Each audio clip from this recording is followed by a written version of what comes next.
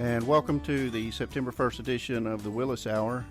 I'm James Nowak, Chief of Police for the City of Willis, and we're privileged to have with us today Dr. Daniel Porter, Medical Director of the Lone Star Family Health Center. Good morning, Doctor. Good morning.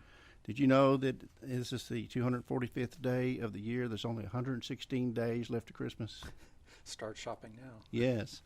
Procrastinators united. We need to have a meeting. So thank you for coming in today to talk about the Lone Star Family Health Clinic and Family Health Center. It's not something that I know a lot about, so I'm glad you're able to come in and talk to us today. Well, appreciate the opportunity. Can you tell us about the history behind the organization, how it got started, and how it's evolved to where it is now? Yeah, a very interesting story. I think a little bit of background information might help the listener. Maybe starting off with what it takes to train a doctor, and that'll segue into the story of the Lone Star Center. Okay. But so a doctor comes out of medical school, and they look to find a residency that they can train in. And a given medical student might choose to become a surgeon or might choose to become a family physician. And so they have to pick a residency training program after medical school. And those last anywhere from 3 to 7 years, depending on the specialty. Okay. So family medicine is a 3-year residency. And so our organization actually started as a family medicine residency. Back in 1979, a group of local physicians got together and realized that it was very hard to recruit doctors to this community in the 70s, and so they wanted to form a residency that would train doctors and hopefully retain those doctors in the community. And so it was very insightful for them to create the residency for family medicine here in the county, and out of that, it evolved to include a partnership with what is now Conroe Regional Medical Center. That training program evolved over the years, and in 2002, a decision was made to form the Lone Star Family Health Center. And then in 2004, we became a federally qualified health center. Okay. I was just getting out of high school in 1979, so this has been going on for a long time. Yes, sir. Okay. What is a federally qualified health center? What's that mean? So a federally qualified health center, they were created back in 1991 by the federal government, but it actually evolved out of community clinics that had gotten started in Mississippi back in the 1960s in Lyndon Johnson's era of 1965. And so they evolved, and then they got the terminology of a federally qualified health center in 1991. They are all nonprofit centers throughout the United States, and now there's 1,200 plus around the country. They're all nonprofit, and they serve as the safety net for healthcare of our nation. We are a nonprofit organization. It's governed by a volunteer board of directors, and that is made up of patients and other community leaders. Our mission is to provide easily accessible, comprehensive primary care to the community. Okay. And being nonprofit, how's it funded? So there is federal grant money that is available for federally qualified health centers to serve the underserved, but we also function as a center that accepts insured patients along with those that do not have insurance. And so we are open to nearly any patient that would like to see us. Oh, okay. How effective are these health centers? Extremely effective. There's a tremendous amount of evidence that FQHCs, and that's the abbreviation, I would say, for a federally qualified health center. They've saved the nation actually billions of dollars by reducing total health care cost per patient. We do that through reducing emergency visits, hospitalizations. We reduce complications from a lack of prenatal care. And by treating complicated chronic diseases like diabetes, hypertension, and COPD, if we can provide these patients primary care, we have shown that we keep them out of the emergency rooms. And emergency room care is extremely expensive.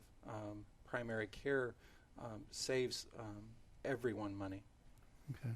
Yeah, I thought I saw a quote in the paper today. You saved $8,000 per patient or something I don't remember the exact quote, but right. And so by being a federally qualified health center, we do have to meet some expectations with that funding. We have to provide a great deal of services to our patients to create, in a sense, a one-stop shop for them. So in addition to just seeing primary care doctors, we also offer obstetrics and gynecology, dentistry, on-site x-rays. We do fracture care. We offer a pharmacy, a laboratory. We have mental health counseling and cardiac stress testing, a Coumadin clinic, and diabetes education. What's a Coumadin clinic? So there's a blood thinner drug called Coumadin, and that medication has to be monitored through blood testing.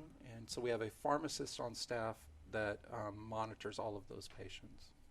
Is that a big part of the operation? It's become a sizable part because there are many patients in the community that are on that medication for blood thinning. Okay. How did your career start there? I was actually one of the residents. I came out of medical school at the University of Texas Health Science Center in San Antonio back in 2006 and interviewed around the country for family medicine residency programs and found that the education that was offered at Conroe was top of the line and joined that residency back in 2006 and graduated in 2009. Was lucky enough to get offered a position as a faculty physician in 2009 upon graduation, and I've been there since, and in 2012 got asked to be the medical director. Okay. What do you do as a medical director? So overseeing all of our providers, we have both physicians and mid-level providers at our facilities, and I oversee the medical care that they give to the patients. We do a lot of quality monitoring in terms of both federal regulation and within the center's quality measurements to look at the quality of the care that we're providing to our patients. It becomes a very large task as part of the grant funding to look at our quality and make sure that what we're doing for patients is the right thing. Okay. And I guess that's really important with a lot of these doctors being in training to supervise them and be sure they're doing what they need to do. Okay. Being from Willis, the clinic opened there in December of 2015. How did that come about? Yeah, so we have, as part of our mission, to provide easy access to care to all patients, and including the underserved. So our administration and volunteer board of directors made the decision to expand to other areas of the county. Our Conroe location is by far our central location and our largest location, but we felt like we were doing a very good job providing care to our patients, and a decision was made to try to expand that model to other satellite locations. And one was in the south of the county, right at the border of Spring and the Woodlands, and the second clinic now is opened in Willis. I know that eases the transportation burden on a lot of people not having to come down to Conroe. Yes, sir. So what's that mean to our residents, and what's the future of the health center in Willis? Obviously, the growth of this county has been explosive. That goes without saying. With that growth, there's a lot of challenges. And you just spoke of one, is access to health care.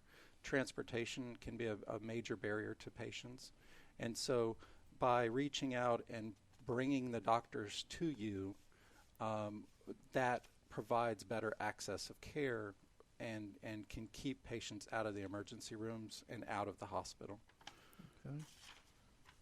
So it's a tremendous strain on our local emergency rooms. I think if you were to speak to any of the administrators of our local hospitals, when there is a shortage of primary care in a community, many patients use the emergency room for those services that could have been handled by a primary care provider, just because they feel like that's their only access to care. And that's a very expensive way to do things. Yeah. Well, is there a shortage of primary care physicians? Definitely. We are seeing that not just in this county, but throughout the state of Texas and across the country. There are very high predicted shortages that are going to occur over the next 20 years in the communities. We simply are, too many doctors are going to be retiring, and we're not producing enough doctors to replace those retiring doctors. Okay. Well, let's take a break, and we'll come back and continue with Dr. Porter.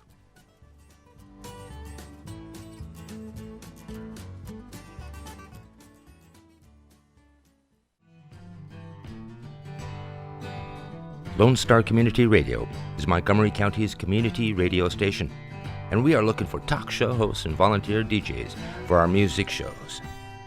Are you interested in having your own talk show on Lone Star, or have you always wanted to live out your dreams of being a music DJ? With the addition of Conroe's FM 104.5 and 106.1 and video aspects of our talk shows, we are needing people to grow with us.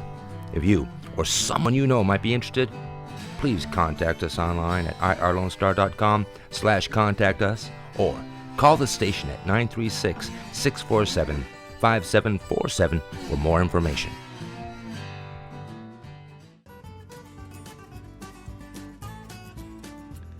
Welcome back.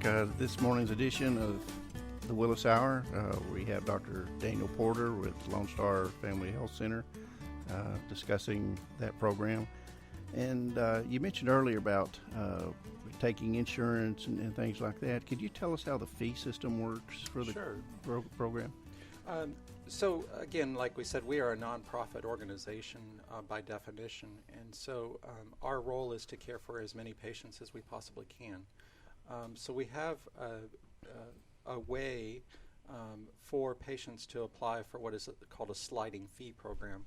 So that's based on federal poverty levels and family size, and that allows patients to see us at discounted rates depending on their annual incomes and their family size. And so as a patient's family size and income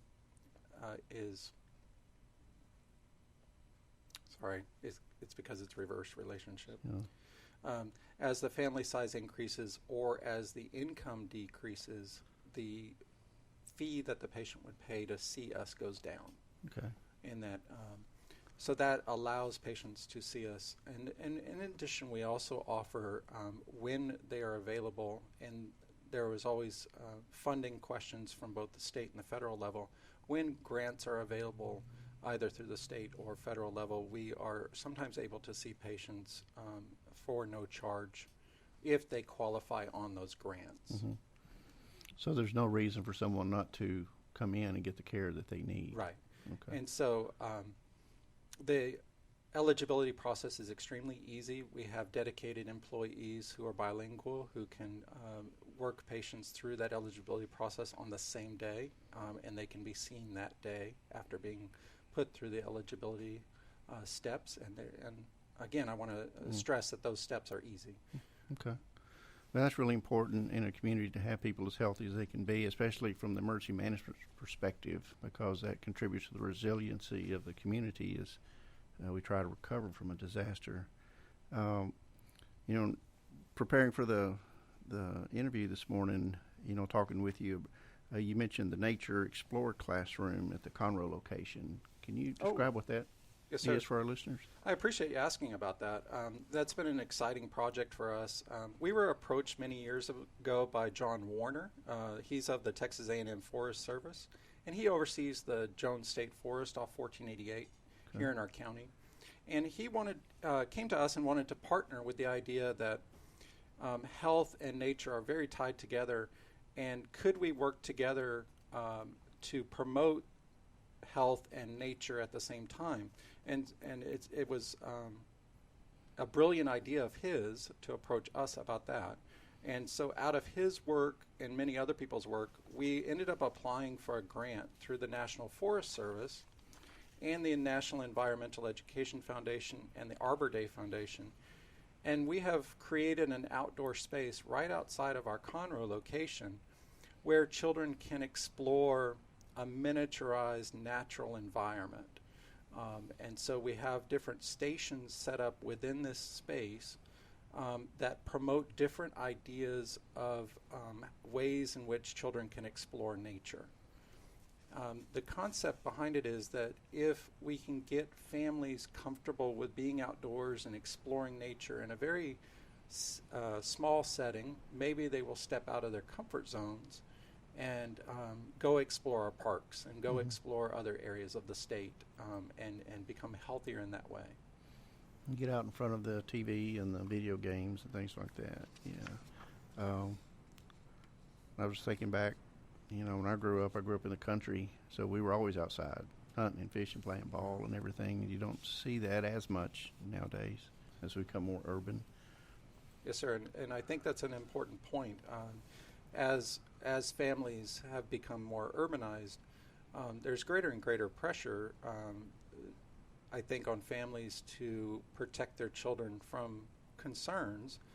And they get this sense that the safest place for our children is indoors behind a locked door.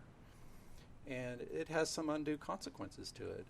Our children are spending a tremendous amount of time in front of screens, whether it be the TV screen or the iPad, and we see health effects from that. We see childhood obesity rates increasing, and we see attention deficit disorders and other concerns that can be tied to this change in lifestyle. And so we as physicians at Lone Star, we've gotten excited about the idea that we can try to promote increasing our patients' activity levels, enjoyment of the outdoors, and seeing if we can get these families to change just a little bit of their lifestyle to try to promote better health by being outdoors. Yeah, scary to think about is it's the rate of heart disease now, and you think 50, 60 years in the future with kids who are indoors, not doing anything, what that's going to look like. Right. Schools just started back. What are some recommendations you have on keeping our school-age children healthy? Yeah, I think it's kind of the simple things that make the most sense. Get our children getting plenty of rest. Take those screens out of their bedrooms. If you're going to have screen time, try to limit it to 1 to 2 hours per day. Try to get them to eat a balanced diet with fruits and vegetables. Exercising at least 1 hour a day. And keeping up to date on your shots and making sure your children have all of their immunizations. And also very importantly, my dentist friends would chastise me if I didn't mention it, but getting your children to see the dentist regularly and having them brush their teeth twice a day. And, of course, seeing us once a year. Yeah. Do y'all do eye exams as a routine we do. For the children? Yeah. We do both hearing and vision screening for them. And then we have in-house dentistry, both pediatric and adult, at our Conroe location. So literally the kids can walk across the hall from seeing us and go see the dentist. And we look to, as we develop the Willis Center, we're looking to also put dentistry into the Willis Center down the road. Sounds great. Being a community clinic, what are the most common things that y'all see? I think it would depend on age groups. So with our newborns and infants, lots of rashes, fevers, and mom and dad's concerns about the way the newborn is feeding. So growth issues. Our children, we deal a lot with behavioral issues, the common infections and injuries. We do a tremendous number of well child visits. And unfortunately, we deal with a lot of childhood obesity through our clinic. Once you get to the young adult population, we do over 500 patients per year with their prenatal care, and we deliver their babies out of Conroe Regional Medical Center. So we take care of both routine and very high-risk pregnancies through our center, and we're up to over 500 deliveries a year through that. So we do a lot of prenatal care for the young adult population. Mental health concerns become a bigger concern as they go into adulthood. Common infections and injuries also. And then once you get to the adult population, again, we see those things related to obesity, including hypertension and diabetes. Unfortunately, we have a lot of smoking-related illnesses, the accumulation of those years of smoking. And then once we move to the elderly population, we have two of our providers are fellowship trained in geriatric medicine. And so we do see quite a few geriatric patients through our center. And there you're dealing with dementia, frequent falling, long-term healthcare concerns. How are they going to transition from maybe fully independent living to assisted living and things like that? So those issues start to come up in our older patients. Okay. You mentioned a while ago about the vaccinations for children, and I've been reading in the paper there's some controversy about vaccines, and there's the conscientious objector list for, kids not having vaccines. We have just a few minutes left. Do you have time to speak about that? Yes, sir. I think it's very important for people to understand a lot of the controversy about vaccine safety came out of one published paper many years ago. And that published paper, the researcher that did that study has since removed his paper, citing that he had made up the results on that paper. It obviously created a lot of controversy within the entire nation over vaccine safety and specifically tying it to the risk of autism. Sorry. Yeah. Tying it to the risk of autism. And so there has been tremendous, enormous studies done on vaccine safety here in the United States and in Europe and other countries. And the evidence is just not there anymore. That there is a concern about either the number of vaccines that we're giving, the frequency with which we're giving them. The safety data is there. There are very rare complications due to vaccines, but when you start looking at the risk of those complications versus the risk of those diseases, overwhelmingly the safety data leans to having the vaccines. We have to remember that there are many patients in our community who cannot get vaccines, and if we do not keep vaccine rates up in the community, these patients are very vulnerable to these diseases because they can't get the vaccines, and that would include newborn infants. So if the vaccine rates drop low enough in a community and a disease reemerges like measles, then that puts these patients that cannot get the vaccine at a very high risk. Okay. Can you describe how the Affordable Care Act has impacted what y'all do? So, yes, I would say it has opened the door for many patients to get care that they were avoiding or unable to afford. But it goes without saying, the Affordable Care Act has had its share of negatives and positives.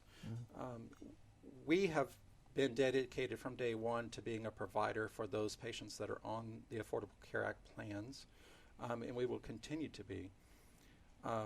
But I think patients on these plans are finding out that although the rates that they may be paying monthly for a plan, I think many patients are shocked to find that the deductibles are so high.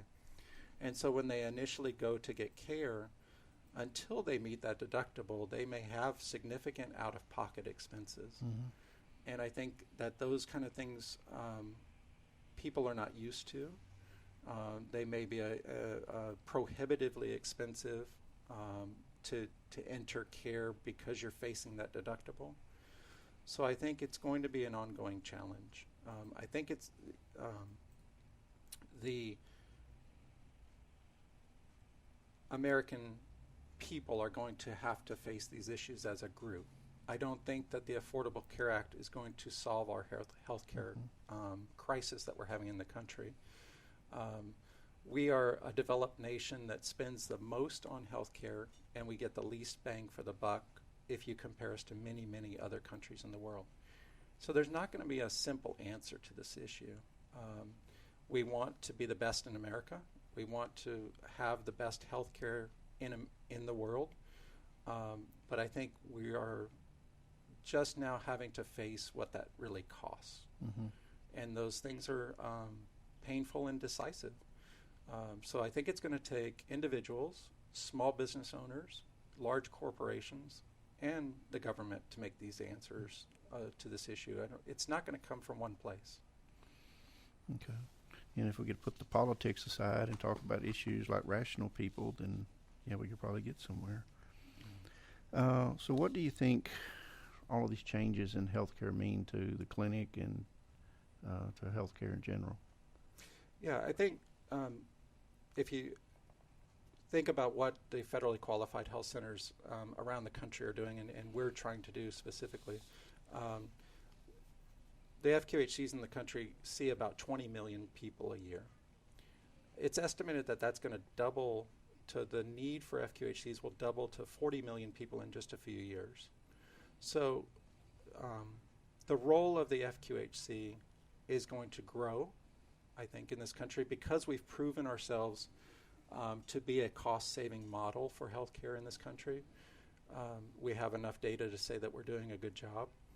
So I think that we play a very vital role to this county and to the community of Willis, that we're providing easily accessible care now, and we're training the next generation of doctors that we need, both in this community and throughout Texas, to provide that next generation of providers. And we're training them in an extremely thorough way. We train our young physicians to do both inpatient and outpatient medicine, so they can serve in the hospital and they can serve in the clinic, and they can take care of patients both in and out of the hospital. And so I think it's a very valuable piece of this community that the federally qualified health center is tied to a family medicine residency to keep that chain of providers in the pipeline. As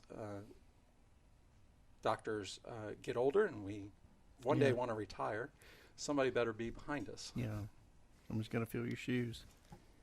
We have just a couple minutes left, and I know with the Olympic Games, there was a lot of attention about Zika. Now it's down in Florida, and it seems to be popping up more and more in the news. And I saw in the paper the other day about having our first West Nile case here in Montgomery County for this year.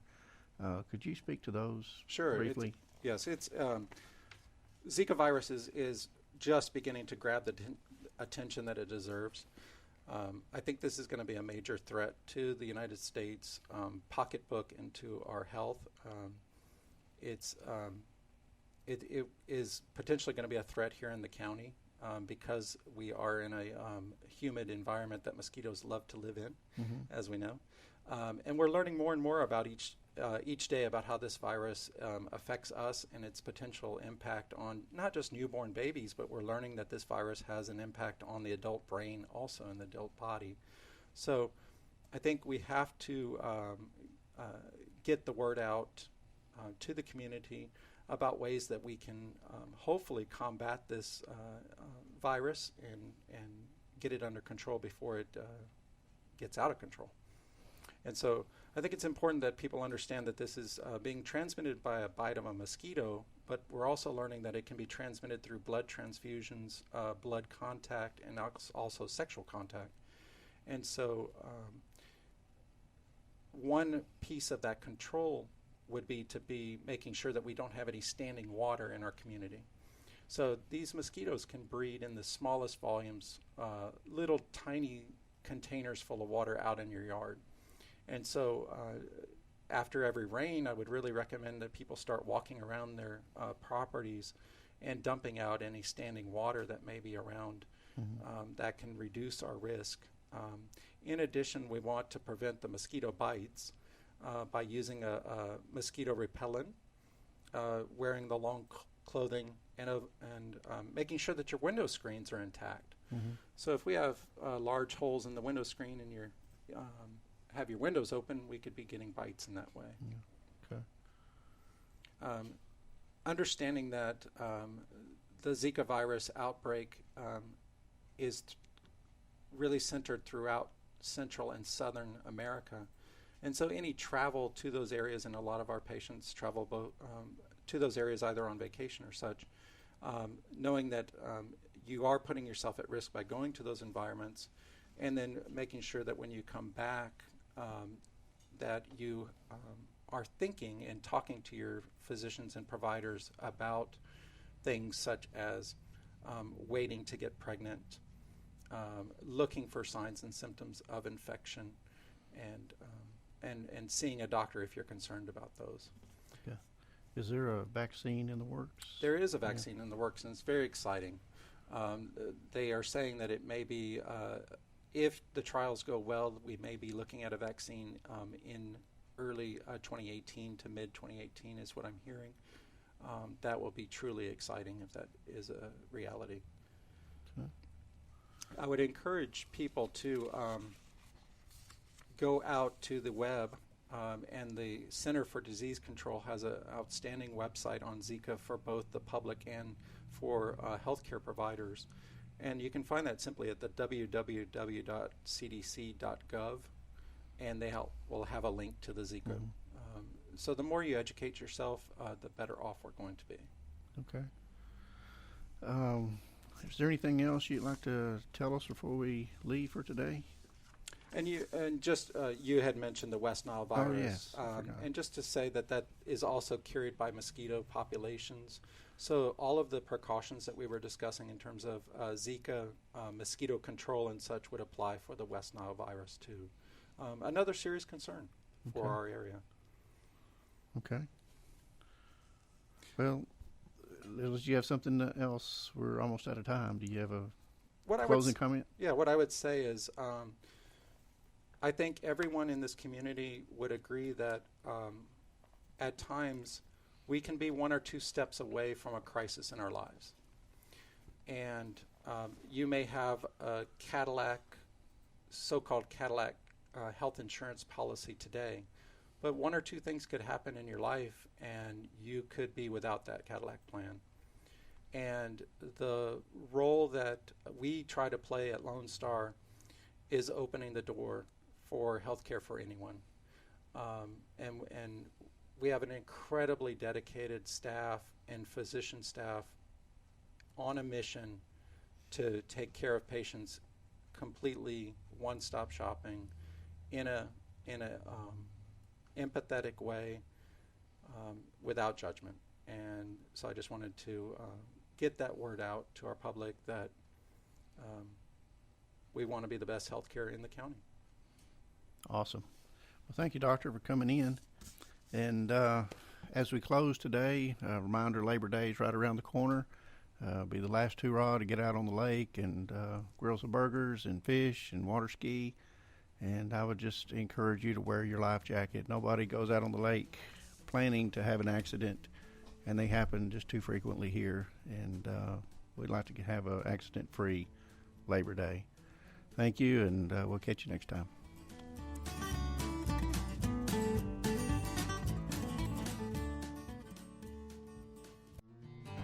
We're starting to film our talk shows and putting them on YouTube. Your favorite Lone Star Community Radio show can be seen on YouTube under our Lone Star Community Radio channel and on City of Conroe's Our City TV channel on Suddenlink Channel 12. Make sure to subscribe to our YouTube channel to see the most recently released videos and find more information online at irlonestar.com/TV.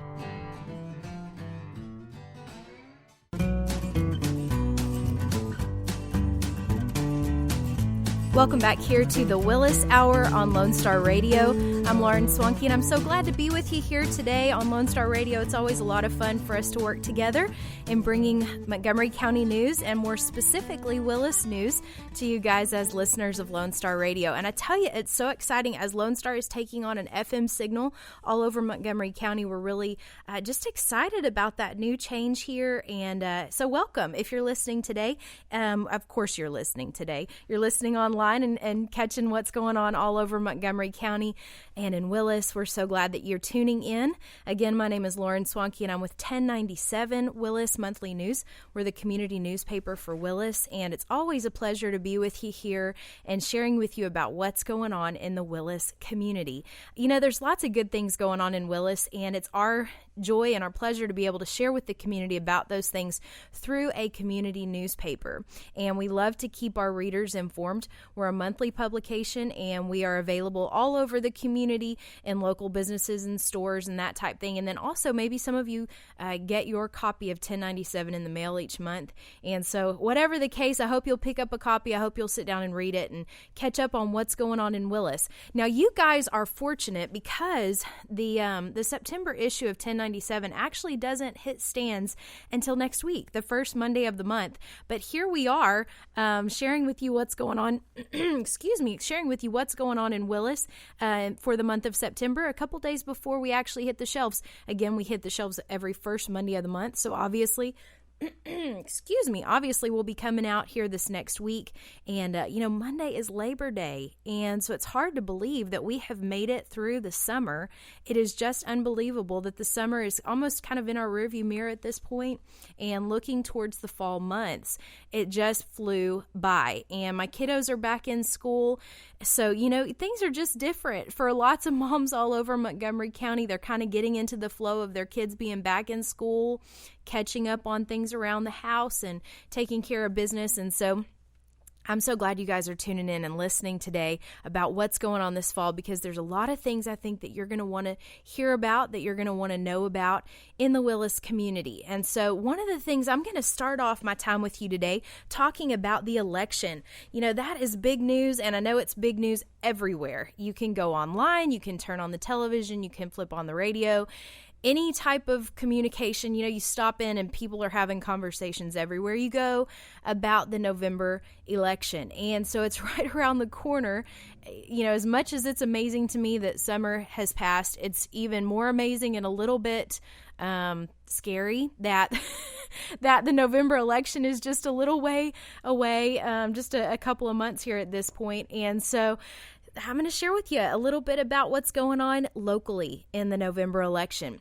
Just a couple of things that I think it's important for you guys to know about.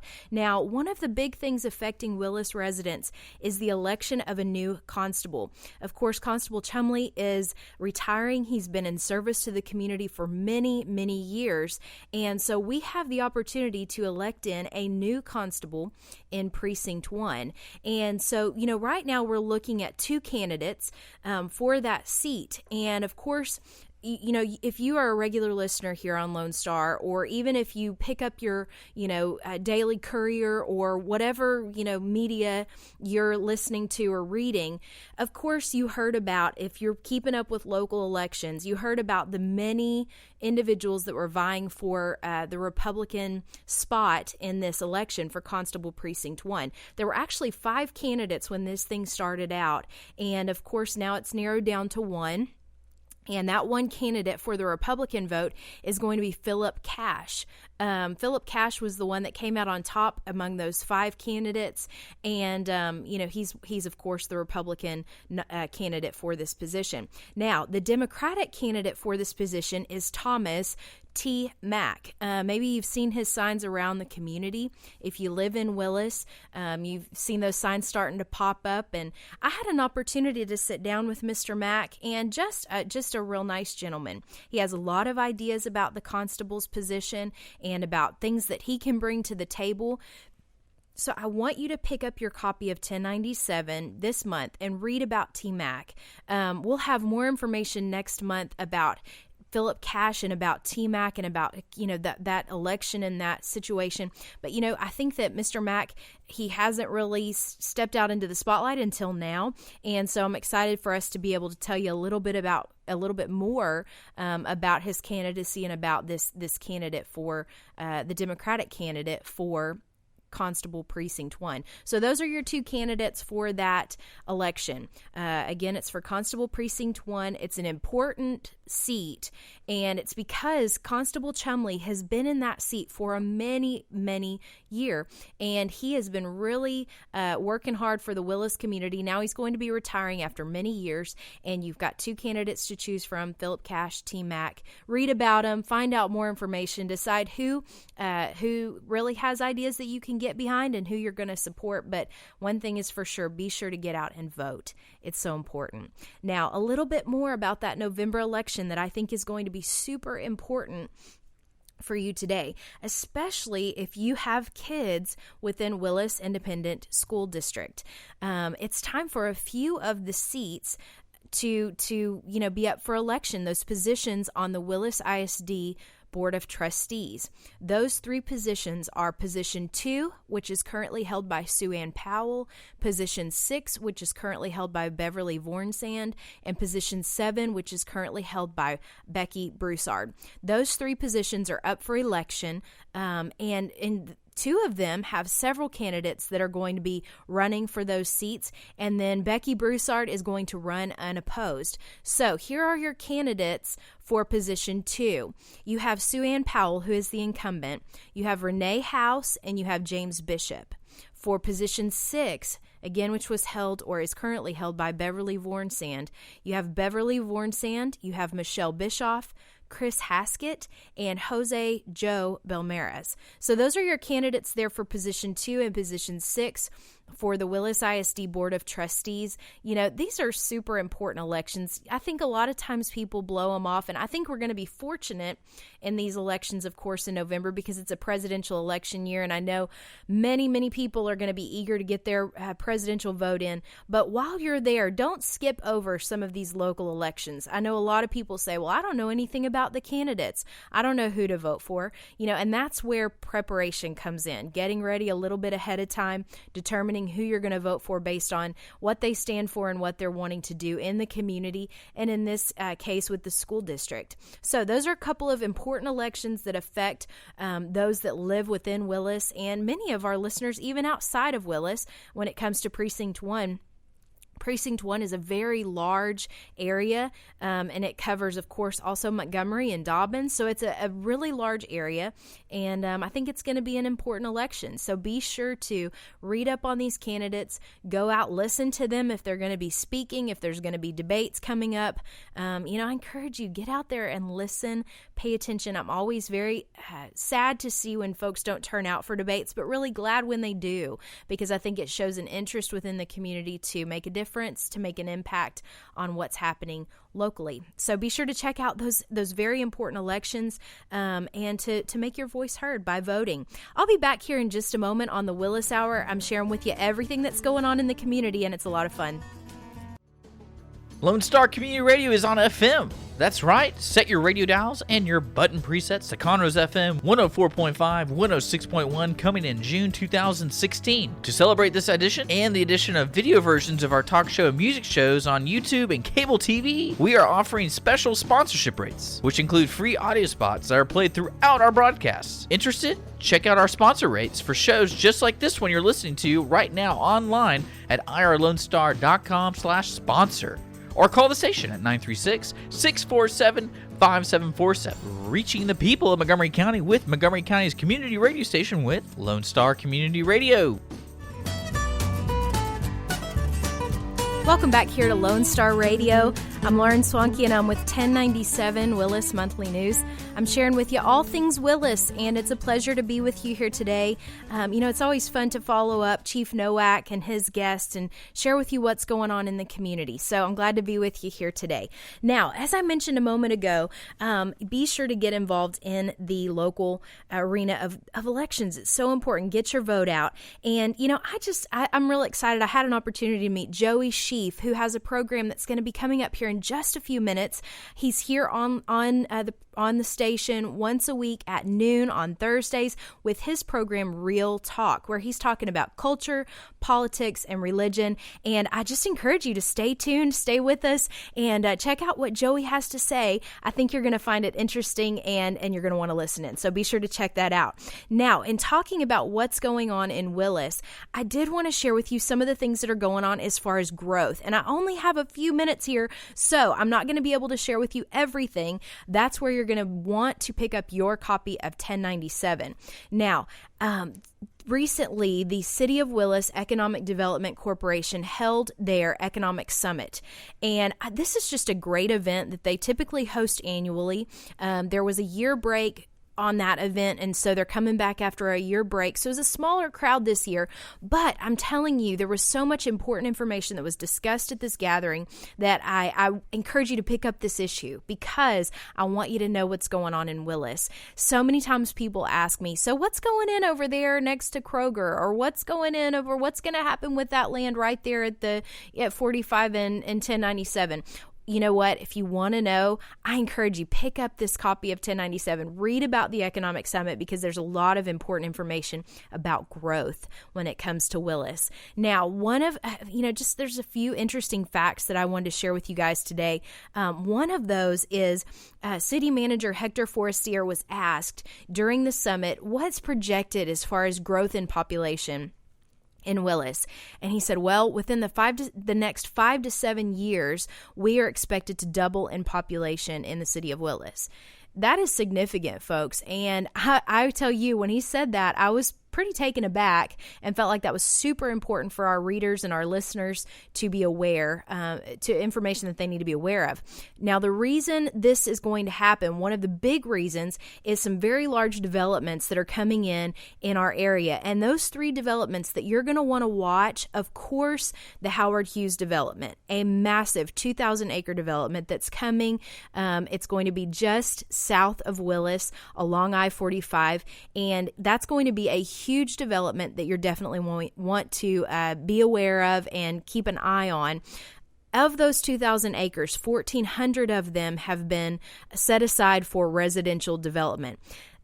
That's a lot of people that will be coming in and moving into Willis. And so, it's just going to be interesting to see how the community will respond. Of course, our roadways will be different. Our shopping will be different. One of the things that I thought was interesting, there was a representative from New Quest Properties there, and she had some interesting information about developments in general. And she said residential drives retail. Basically, what that means is the more people that you can prove are living in or coming to an area, the more retail, I should say, businesses will want to set up shop in your community. We're seeing that right now in Willis. Maybe other parts of Montgomery County are seeing that as well. I know out towards Montgomery, there's a brand new Kroger. The Woodlands is so very developed because of the population there. But, it's just going to be a really interesting time in Willis, watching as the community develops with these new areas that are being developed. And so, of course, Howard Hughes is one of those. There's another that's a Caldwell property that's going to be around Long Street Road. That's going to be developed out residentially. And then also one that's going to be, I believe, more retail is, of course, that Moran Ranch property that's right at I-45 and 1097.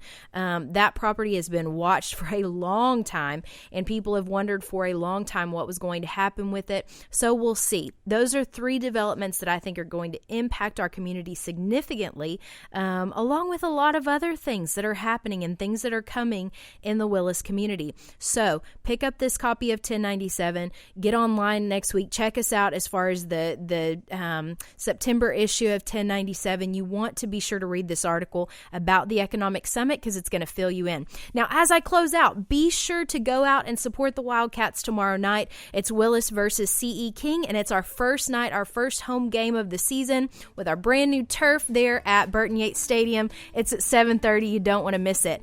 Thanks so much for listening in here to the Willis Hour. It's always a pleasure to be with you. We'll catch up with you next time.